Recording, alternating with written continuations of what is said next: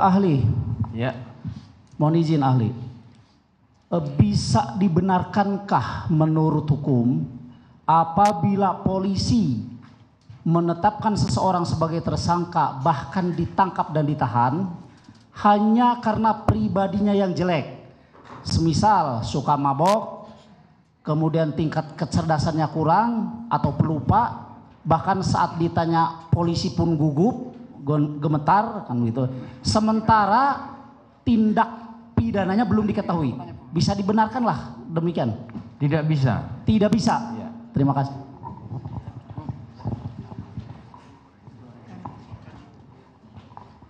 Saudara ahli, mungkin saya hanya menyimak dari tadi keterangan-keterangan ahli bahwa dalam kasus ini adalah penetapan tersangka dulu, baru dilakukan pemeriksaan saksi-saksi dan bukti-bukti. Bahkan pada saat BAP pun klien kami Peggy Setiawan itu menyatakan bahwa dia tidak berada di TKP pada saat tanggal 27 Agustus 2016. Bahkan dia pun dengan yakin dia tidak kenal dengan Pina dan Eki. Bagaimana bisa dikatakan bahwa dia adalah pelaku pembunuhan terhadap Pina dan Eki, dan bahkan dikatakan bahwa ini adalah pembunuhan berencana. Bukankah pembunuhan berencana itu adalah orang yang dia kenal?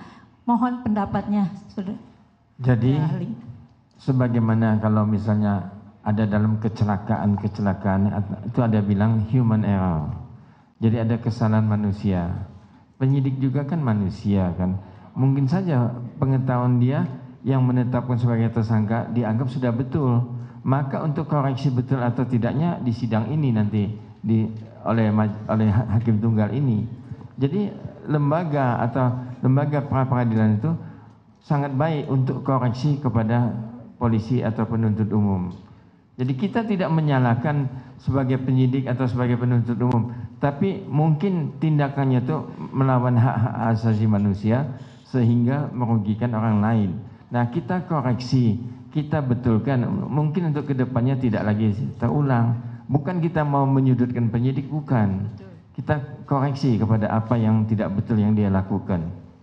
Bahkan kita ajukan jempol kalau memang penyidik mengakui kesalahannya. Ya. Apakah kita bisa mengajukan permohonan gelar perkara khusus karena perkara tadi itu seperti itu? Itu kalau gelar perkara khusus biasanya kita sampaikan kepada Kapolda misalnya Kapolda Bandung atau Jawa Barat, dan tembusannya kepada Direktur Reserse Kriminal Umum. Mohon digelar khusus kasus klien kami nomor ini yang nampaknya penanganan penyidikan tidak maksimal. Nanti digelar tuh. Nanti penyidik juga panggil ahlinya. Terima kasih atas pendapatnya.